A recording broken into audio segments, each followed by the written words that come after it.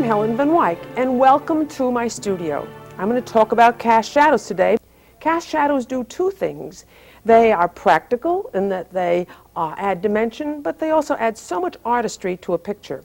Let me show you my subject today.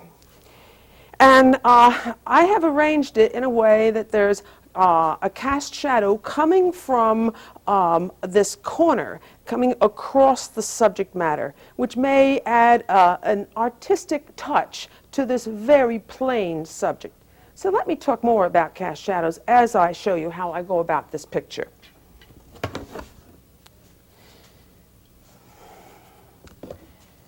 I'm going to place them first.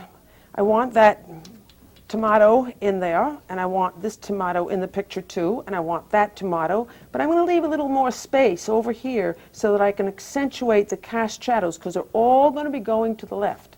So I'll keep that tomato on this side. I think I'll use a brush that has a little bit more stiffness to begin with. Oops. So, and how high am I going to put this?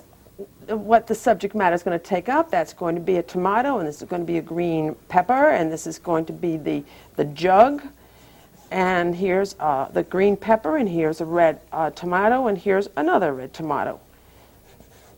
And I'm just going to paint it from start to finish and tell you all about my love affair with paint as I go. I think I'll start right out and make as stunning a cast shadow as I can from the jug. In this kind of lighting, I only see just a whisper of one, but I'm going to make more, because the cast shadow helps breathe dimension onto the canvas.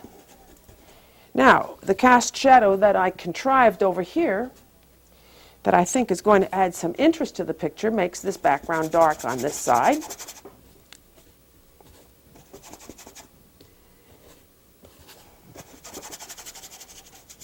And what color background do I want on this?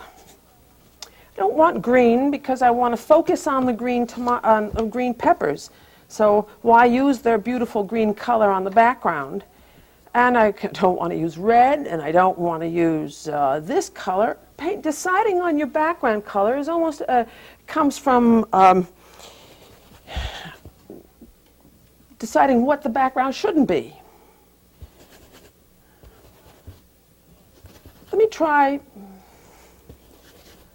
for maybe a duller version of this.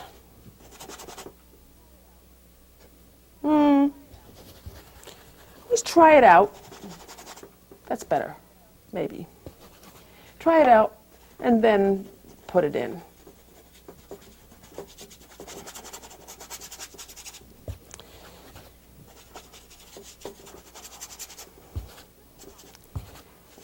Flip-flop your brush. Don't do this, because that rubs one side of it down. This way preserves it. And also, flip-flopping it back and forth tends to make a more interesting brush application.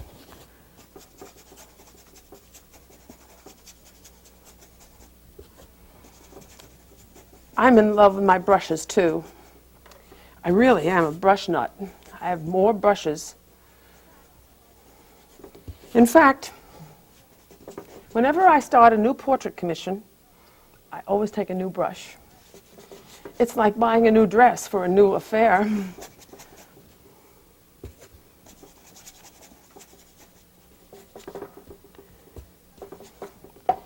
And let me put in this jug. It's light where the light strikes, so I take white, and it's yellowish. So I put yellow into white and try it out. All right.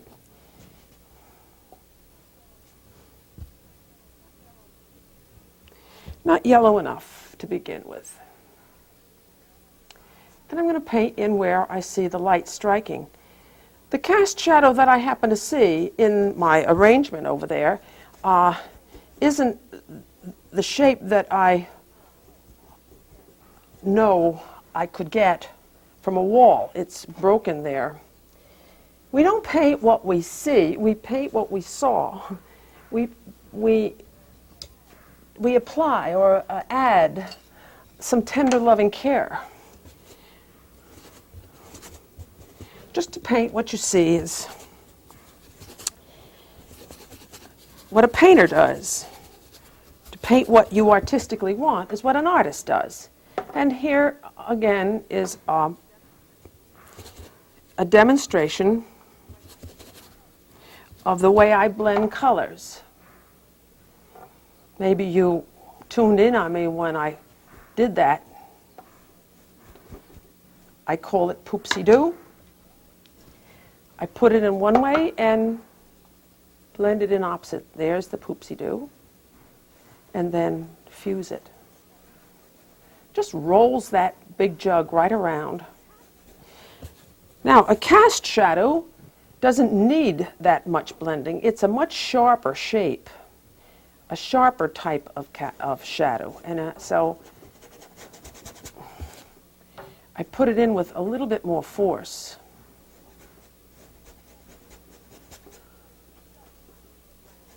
But it does need a little bit of blending. Maybe that could be a smaller version of poopsie-doo.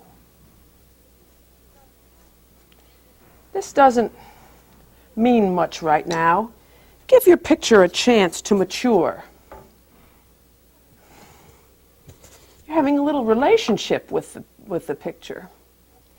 You've got to get it off the ground. You've got to,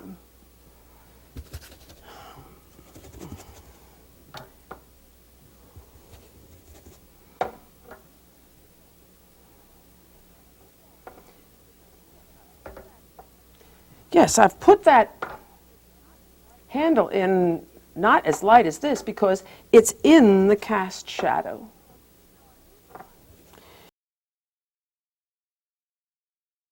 Now I used violet, the complementary color, to yellow to make the shadow, but now I'm adding reflected light into that cast shadow to make the substance show again, or make the crock have some feeling of substance. And the highlight. I didn't arrange the highlight or arrange the cast shadow to rob me of the highlight, because I love highlights too, just as much as I love cast shadows. So let me stop just a minute so I can get into these colorful things down here. So I'm cleaning off this base. A painting is put together with the 3 H's: the head, the hand, and the heart. The head takes care of the craft of it, the hand takes care of the production of it, and the heart is the art of it. I fixed the cast shadow from the pot on the background and included a feeling of the handle. Let's see if the further development of this picture, how the cast shadow contributes to the end result. I better get going, get toward the end result. I'm going to put in the green pepper first because it's further back. In fact, I'm going to push it behind the crock, 9 days old. And we can paint anything. Really, anything can be painted if you mass it in a general tone, in the silhouette that it is, and onto that general silhouette of a mass tone, which is its general color, add a light and a dark. Because it's the light and the dark that makes this mass tone or mass shape take on some dimension. And if you treat it with some tender love and care and love the way the paint works, you just may get a pepper or an impression of a pepper.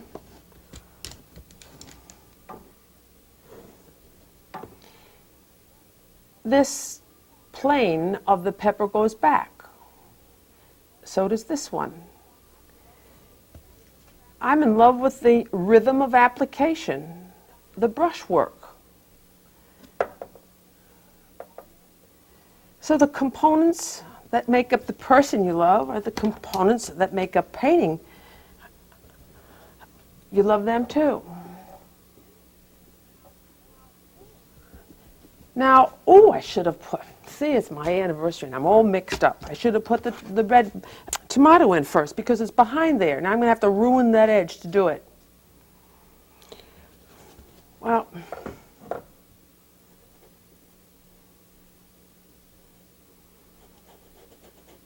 so I'll ruin it. Maybe the second time around the edge will even get better.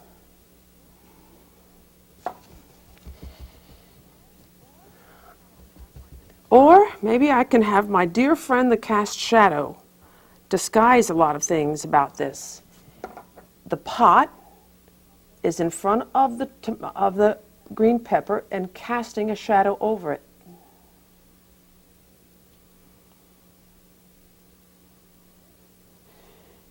The pepper is in front of the tomato and casting its shadow on it.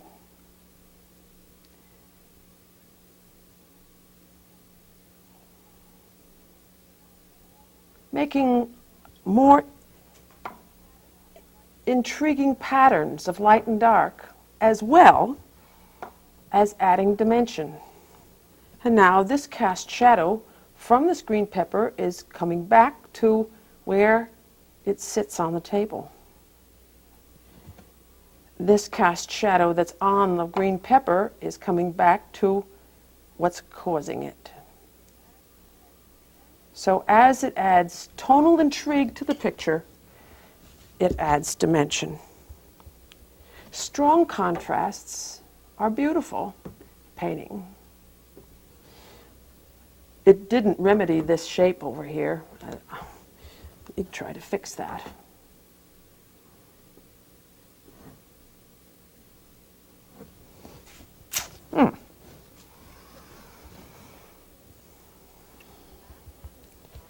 I masked in the tomato. Now I'm going to add lighter tones. Ooh, some scrumptious color today. Light where it's facing the light, and darker where it's going away. A highlight on each one of its lumps.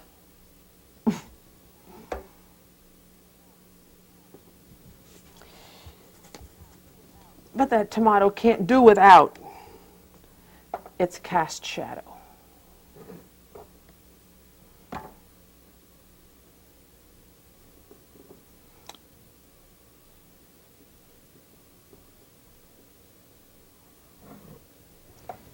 Now, this green pepper is mysteriously lurking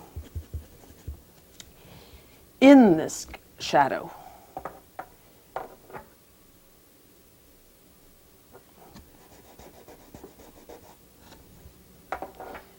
So I'm going to mass it in darkened green, green with red in it.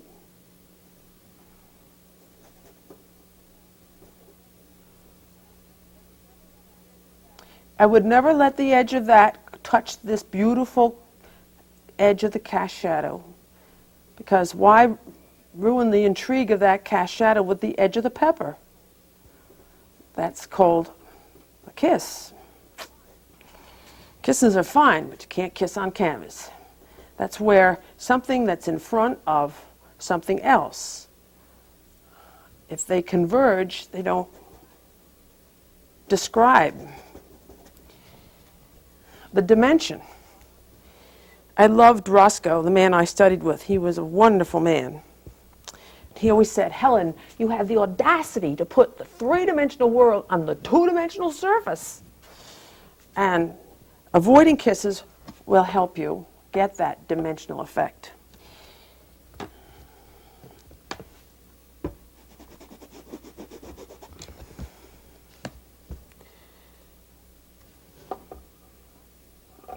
There, that color is going, the light is just touching, just skimming on that green pepper right there. The rest of it's in shadow. And I think it adds a nice element to this picture because it makes this such a different look than this. You know it's a green pepper, but it's not repetitious. It's not exactly the same.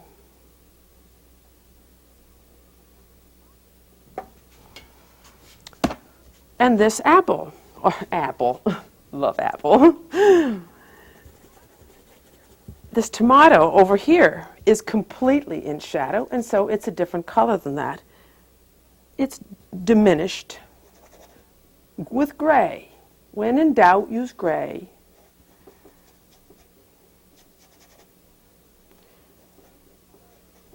Gray the color when you see it in shadow.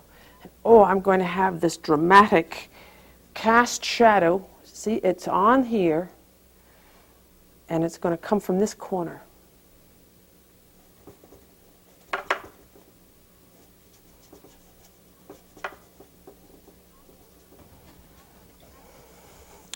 This apple is not all as dark as that. It's getting some reflected light.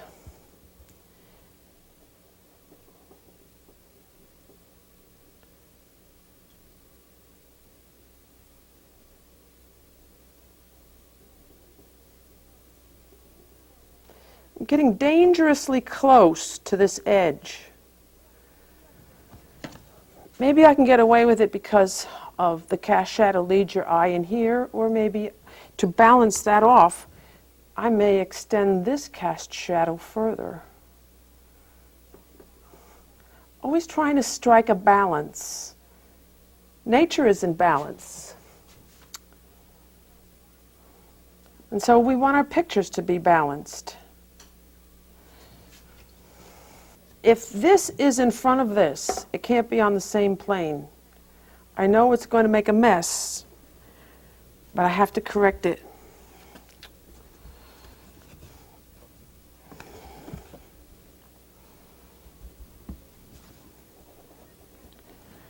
And if you have to patch something and you can't get the same color,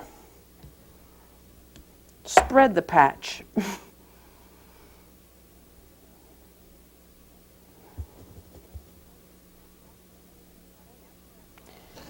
Oh yes, that right away put that green pepper behind it.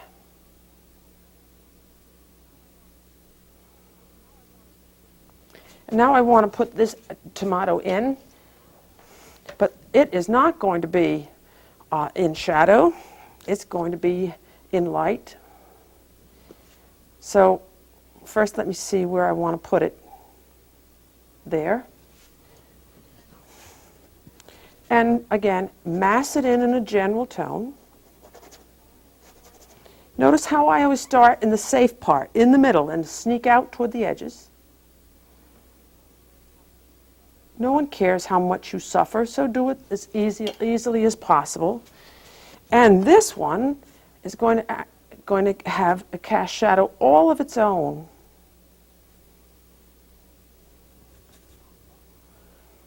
I hope this demonstration is showing you why I am in love with cast shadows.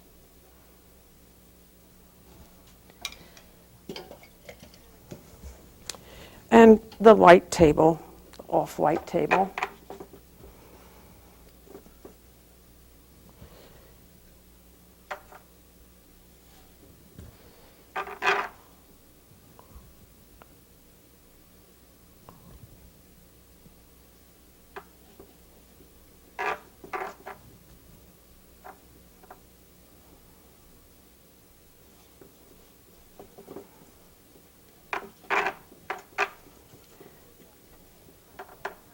Let me see what my cast shadows look like from a distance before I come back and finish this for you. Just try to visualize what this picture would look like without this dramatic cast shadow.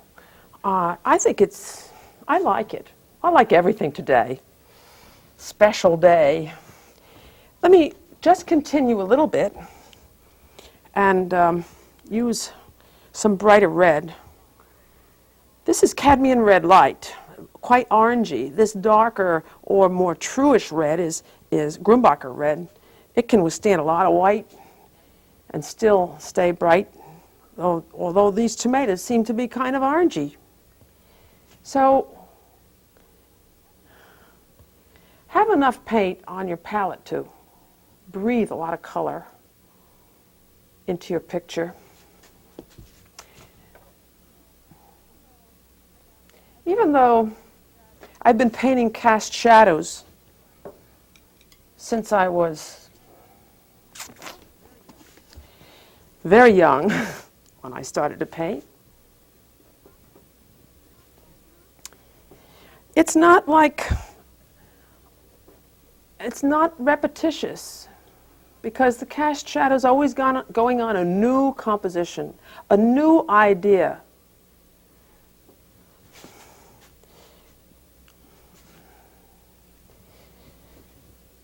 I never repeat past success.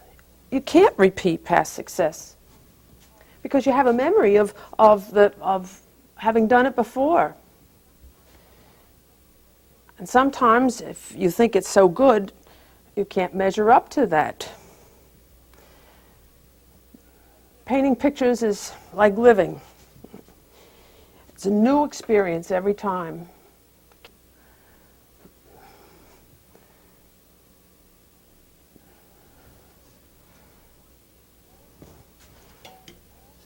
Go on to a new composition. Always be in love with paint.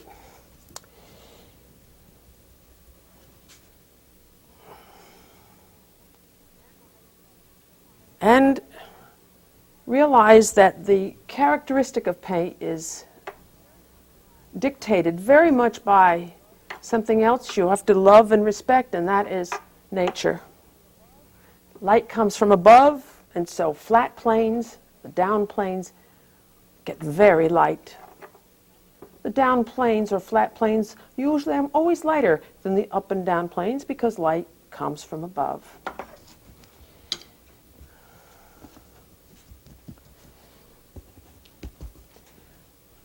So, paintings are also, they come to a conclusion. You can't rekindle them. You can't go backwards. You have to, they finish themselves. And so I hope you enjoyed my cast shadow lesson on my wedding anniversary. And next time we meet, I'm going to show you how I paint a landscape. Or maybe I'll teach you how to make soup.